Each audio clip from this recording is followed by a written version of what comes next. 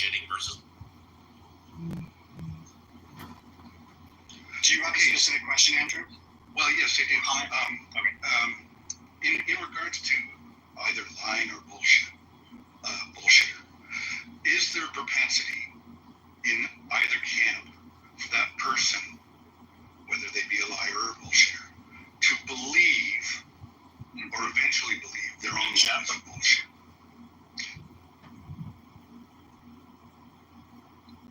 Scott, do you want to answer? Or do I just want to give Scott a chance to answer? Yeah, I mean, the question about, can you rephrase it and just say it one more time? I want to make sure I have you. Okay, in those two camps, liars or bullshitters, is there any marked difference or any propensity in either camp to believe their own bullshit or their own lies? And is that dependent on whether they're a bullshitter or a liar? Yeah, I think difference. So the intention, right, for Frankfurt in this book, which again I highly recommend. There's also a sequel to the book. They're both less than 100 pages, called On Truth, which is just an amazing little book. For the liar, right? The liar has an intention to cover up something, right? So the liar has to be familiar with the truth to cover it up, right? Whereas the bullshitter doesn't. The bullshitter doesn't have to know anything in accordance with reality because their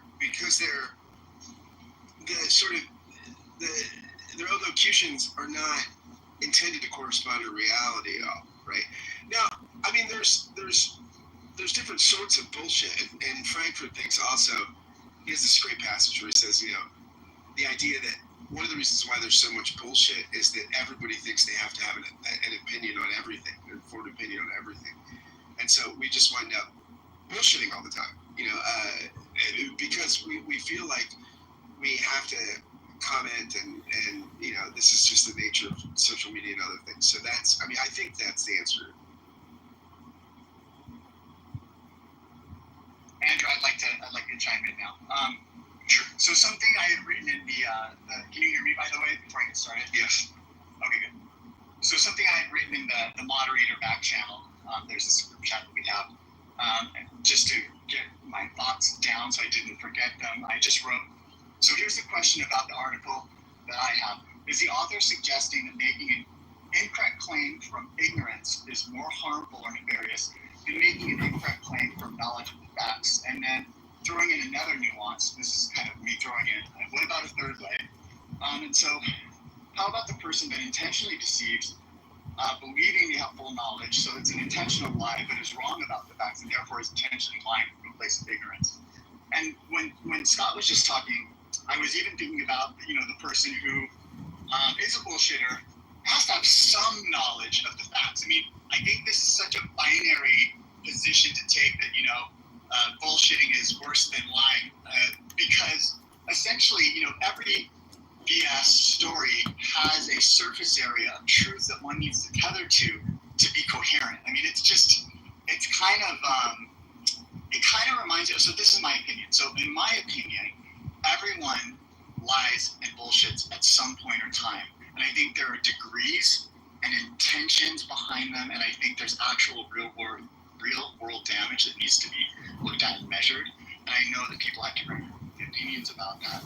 But when I think about someone who's just maybe intentionally tethered to an untruth, and they're just leaning into it further and further and further, to me, I think the religious person would say something to the effect of, that in some ways is the sin, that is the true sin, right? And then the person who's, not coming from a religious perspective might just say, well, that's what's so toxic, or that's what's so wild, because they know the truth and yet they keep leaning into it.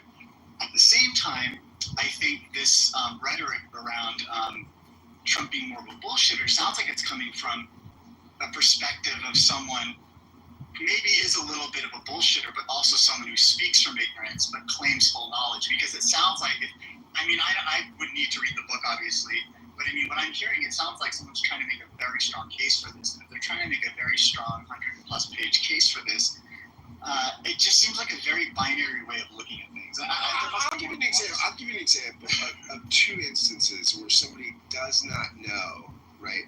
Really quick, did we answer your question before we veer off? Did that answer? Well, to some extent. But I think what I'm trying to establish here, both are dangerous, I would think, in a person, especially when that person happens to control the nuclear football. And I think whether that person is lying and knows they're lying, has the facts in front of them and still puts out a lie, that's one thing. But if they actually believe the lie or believe the bullshit, and they then proceed based on that notion that in themselves that this is the truth, I think that can pose a danger in the personage of the President of the United States, not just particularly this one, but any President of the United States who has at their disposal a unique weapon and the ability to deploy it that no other person on the planet has. And that's my concern when we're talking about truth or lying and bullshitting. And since since no one new is on stage, I want you guys to continue with this conversation in 45 seconds. Check it out. So where did this Tony the Lip moniker come from? It's not Tony the Lip. It's Tony Lip. One word. I got it when I was a kid because my friend said I was the best bullshit artist in the Bronx. Why are you smiling? What do you mean? It doesn't bother you that your friends, the people closest to you, consider you a liar? Who said liar? I said bullshit artist. And what's the difference? Because I don't lie. Ever. I'm just good at talking to people and, doing things they don't want to do. Like bullshit. And you're proud of that. What got me this job? Continue. So let me give you a clear example of bullshitting. And I'll say something about Trump's recent statement. Barack Obama when asked about Obamacare, well, when he says, well, if you like your doctor, you'll be able to keep them. He was bullshitting. Obama had certainly not read the whole bill, right? And so he just thought, that seems logical. It seems like you should be able to keep your doctor if you like your doctor. He was completely bullshitting. What he was saying, it wasn't trying to cover up the truth. It wasn't trying to tell the truth. It was bullshit. Like, it had no correspondence to reality. I think when Trump said, we completely obliterated the nuclear program, he was bullshitting. He was not lying, right? Because I don't think he actually knew, right? I mean, no, I'm not saying Trump doesn't lie as well. I think he does.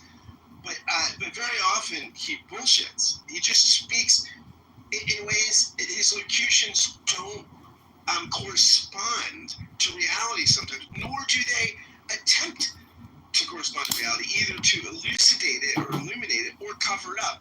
He's just simply sometimes full of bullshit. So Dr. James, did you want to comment? Yeah, but also I want to make sure, since Andrew asked the question, I just want to make sure there's enough space for Andrew to kind of get this question out and help guide us to Trust the answer. me, the answer is absolutely there's enough space. Did you want to comment? Yeah, sure. Yes, I would love to. Okay. So yeah, I think your soundbite really captures what I mean by kind of this notion, this archetype of the kind of the benign bullshit artist. I mean, obviously, if you dig down into that, into what is the reality of La Cosa Nostra and what they do and et cetera, I mean, we know that this is very nefarious, very kind of potentially harmful people, dangerous people, but also people who have some kind of internal ethos that they, for a time, attempted to be respectful of. But I think this person, who's like, hey, I'm a bullshit artist. Hey, bada boom. I mean, that is another version of that same kind of archetype. I think that the willfully ignorant, someone who is tethered to untruths and then gets on a podium with those untruths, I do find that person to be probably the most dangerous, because I find personally that this is probably the most associated with kind of more what they used to call access to type personalities, where it's like a willful ignorance. It's like willful. Actually, I would take that back. That would be kind of an unwillful ignorance, and then continuing to kind of propagate harm. So someone who's willfully ignorant is the facts are out there, but they're just not going to do the work to find out what they are, and they're going to push their own agenda. I think that's kind of the most smarmy, because there's not much you can do with that. I see a lot of that on Clubhouse.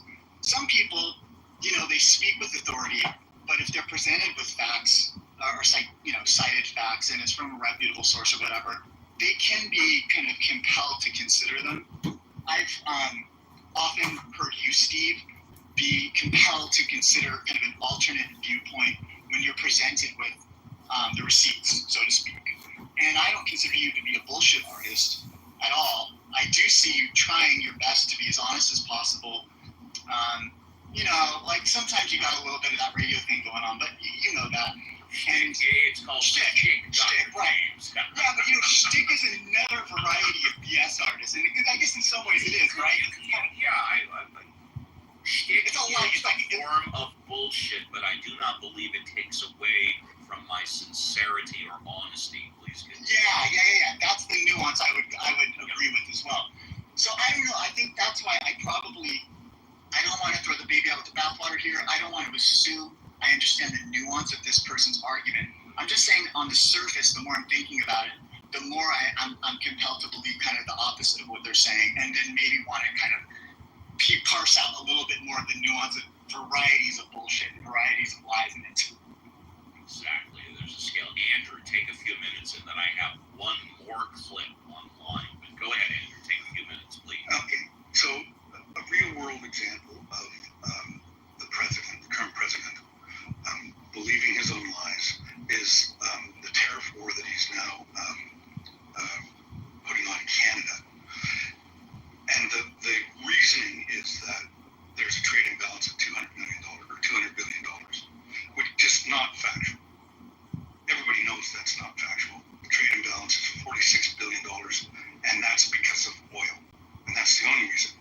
Otherwise, there may be some imbalances in one area, but that's superseded by something that's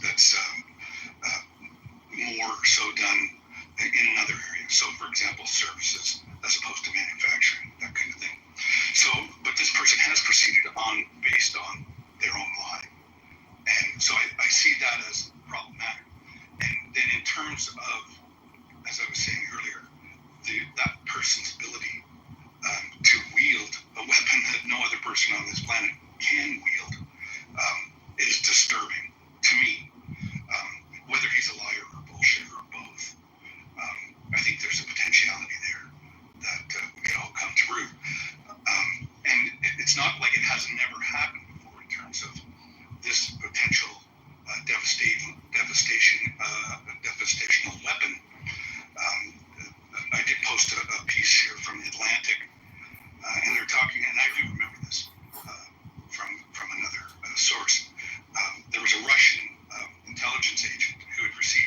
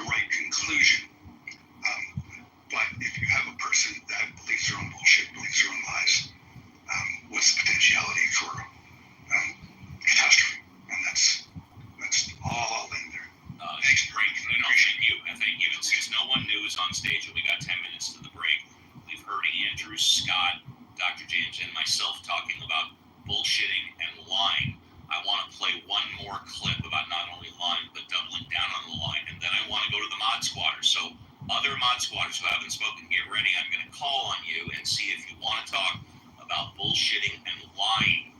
This, well, thank you very much for the sound effect. I appreciate it. This is from Draft Day. Just talked to Jack Tate in Washington. He said when they found out they had the number 5 pick, first thing they did was send a copy of their playbook to all the guys they were interested in. Right, we do the same thing. And then they put a little special twist on it. They tape a $100 bill to the last page. Why? So when they're interviewing the guys and they ask them if they read the whole playbook, of course all of them are going to say yes. About half of them, they mention the money, but the other half don't. So when they tell them about the $100 bill, most of the guys get embarrassed. They get flustered. They back up. They didn't read the whole thing. But ask them what your boy Bo Callahan did. You know, I really hate playing this game with you. Ask. All right, what did Bo Callahan do? Neither. He said that he'd read it, and then he didn't say anything. So? He didn't know about the $100 bill, Sonny. He lied. Never read the whole playbook. So a lot of guys don't. Yes, but when they confront him about it, they tell him about the money, he lied again. He said something like, oh yeah, now I remember. Good one, guys. Jack said he is the only guy to tell the lie and then to have the balls to stand and stick up for the lie. Let's go to our Mod Squatters. Lynn, would you like to comment on bullshitting and lying? Lynn. Yeah, it kind of reminds me of your truth, my truth, and the truth. A little bit. Is that sort of like his side, your side, and the truth? Is that what you're talking about? Yeah. Yeah.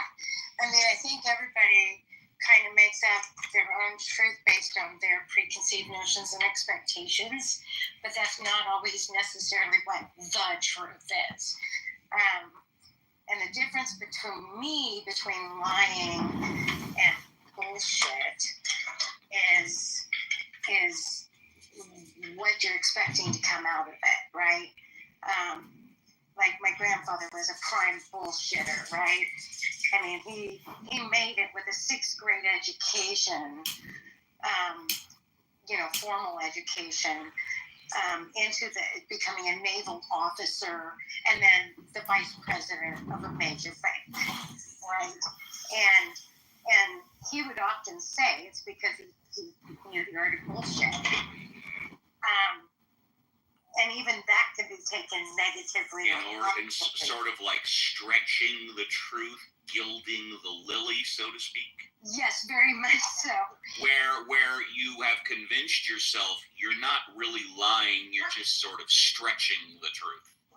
Or just being able to take the positive. I think in Grandpa's case, it was more taking his innate knowledge and making it seem more important than You're emphasizing the good, you're minimizing the bad. Absolutely. And so for me, I mean, I think it depends. We can't really make it nefarious or bad necessarily. We have to look at the intent, right? Exactly. And that's kind of where I fall. Is that sort of like, honey, do I look fat in this dress? Yes. 100%. 100%. Let's go to Violet. Violet, would you like to comment on bullshitting and lying? Yes, it's interesting that you used the dress example because that's kind of what I was thinking about too. Well, you send us Mod Squatters different pictures of you all the time and say, I'm going to paraphrase, do I look good here? So, I mean, I think, like, bullshit is when you answer a dodge more to make them hear what they want to hear. You know, you say, that color complements your eyes, or something that isn't really a direct answer to the question. And that's my overall picture of what has been my overall picture of what a bullshitter is. Somebody who says what people want to hear as truthfully as possible, but stretching the truth, like Lynn cited, is another way they tend to do it. And they're saying to themselves, I'm not really lying, I'm just... One individual stretches the truth, but only to a point where they have convinced themselves they're not lying. Yeah. And so, I mean, that has been my picture of a bullshitter. Lying I tend to think of that as an intentional thing. You're truthfully, Bingo. Saying something that is opposite of the truth for whatever motives you have behind it. So that's my thoughts on this. Bingo. In the law, and again, I'm referring to fraud. In the law, fraud is defined as a material misrepresentation, not stretching the truth, but a material misrepresentation to get what you're not entitled to, or deny somebody something that they are entitled to. Alfonso, would you like to comment on bullshitting and lying? Alfonso. I got skipped. Alfonso might be busy. Okay. Let's go to JCC, James Corletta. Would you like to comment on bullshitting and lying? Yeah, baby. I had a feeling you would. In fact, I got a specific question for you, but you go first. Okay. Yeah, I agree with exactly what Violet shared, and mostly for the majority of the folks here in the room, it's a liar has intent to deceive somebody, and a bullshitter is just like, quote unquote, possibly stretching the truth. Good examples are like, hey man, did you finish blah blah blah that project I asked you to do? And they'll outright lie and say, yeah, I totally finished it. It was great. It looks good. It's turned in already. Blah blah blah. Or by the end of the day, and another one was the bullshitter will probably say, good progress. They'll lead you to believe they've been working on it. They'll convince you in a matter of way and just totally bullshit all the way around it, and they never did jack shit, right? So, yeah. Here's a question I thought of when I called on you. Well, of course, you only have to answer if you feel uncomfortable. You've been transparent that your teenage daughter plays violin. Have you ever had a situation where your daughter said, Dad, does this sound good? And in your mind, you thought to yourself, this sounds like shit, but you sort of said something else? No, I've been quite frank with her on all those instances. And when she asked me, does it sound good? For the most part, it does. And I'll give like a little critique, like, could you play it a little differently? Can you give me whatever? But when she is working on something that's challenging, it causes her upsetness. When I say, ooh, I heard a little kerfuffle there, and she goes, so, yeah. Let's go to Christian, Benjamin, and Jesse. Christian, 60 seconds. Would you like to comment on bullshitting and lying, Christian? No, I'm good. All right, Benjamin, 60 seconds. Would you like to comment on bullshitting and lying? Sure. Look, my comment on Trump has often been that I don't think he's lying, because I think that to lie, you have to have the intent to deceive. And I just don't think that he thinks he's deceiving anybody. I think he's calling people into a fantasy cosplay, the way religion calls people into a fantasy cosplay, to pretend and imagine yourself in a world, in a different world than the one that is real. And look, I've heard, Steve, even people who run this show enjoy their fantasy cosplay religious ideas. People enjoy being called into a fantasy. And that's the model. It's just, he's calling people into a fantasy. And somehow or another, that is different than lying. Thank you very much. Last but not least, let's go to Jesse. Jesse, would you like to take a minute and comment on bullshitting versus lying? Jesse. I think there's a problem with how information is spread around, not just social media, but in terms of like how public awareness and how educators are working on different fronts and trying to get people to understand what, like when the government makes decisions and when scientists make decisions and what all that means, and like when certain technologies come out and when certain insights are provided to different institutions, right? People want to understand what all this means, but there's just a lot of backlash in terms of like taking certain authorities seriously. And I think part of that issue has to do with how people demographically are predisposed in terms of their upbringing. So I think there's a lot of people that are disadvantaged, unfortunately, especially in America. Like, there's just scattered demographic disparity and a lot of socioeconomic oppression, and that's an issue that I think really gets to the heart of misrepresenting information and how people manipulate others. I really appreciate that. Thank you very much. And that takes us to the top of the hour. Good morning, everybody, and welcome to another edition of Ask Uncle Steve with the Mod Squad. 2 hours in the tank, 1 hour left. If you're in the audience, this is a great time to be bold, brave, courageous. Come on up, especially if you're new to the show, and get a fresh vibe to talk about whatever you want. I'm going to take a little short break, and we will be back with Reverend Scott running the show. Don't go away, and we'll be right back after the break. Happy Saturday, everybody.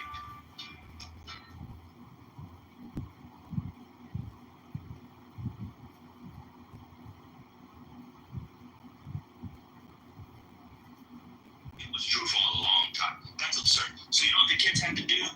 They had to get on the subway in middle school and in high school and come all the way down to the city from the Bronx. So look at that. I don't know if Bella was here. Bella, maybe you can tell me that's if that's true. That's insane to me.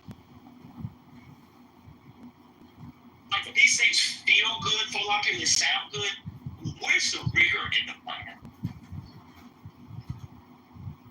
Where is actually getting kids up to grade level? How does that plan get the kids up to grade Can level? I ask you another question, please? Yeah, man. How would you identify politically these days? I would identify as a Like, if I say, Democrat. I identify as a liberal. I'll tell you. okay, I'm a liberal Democrat. I'm voting blue no matter who. okay, thank you. Okay, very easy. I wanted to see that you don't Can I identify. tell you why? Because I believe in the rule of law. I And respect the your Supreme belief. Court yesterday showed us that we're no longer with the rule of law. We now have an unequal federal law depending on what state you're in. I cannot believe conservatives will write an opinion like Which that. That's the most Supreme strange thing I've ever Court seen. ruling are you referring to? There were several. The one yesterday Weren't there was the several? birthright, the nationwide injunction. Oh, It was the biggest news story yesterday. Did you read the newspaper yesterday? Yeah, but there were several. I got several. It was the biggest news story yesterday. Did you read the newspaper? I didn't read the newspaper. Did you watch the news? I don't watch the news. I read on Ground News, the app. Okay. Well, then it was all over It ground. was It was all the over birthright Ground citizenship News. case. Yeah, the birthright citizenship case. You heard about that yesterday? I heard about it. All right, cool. Stop interrupting me. Unless you're going to say something substantive. If you want to have like a homeboy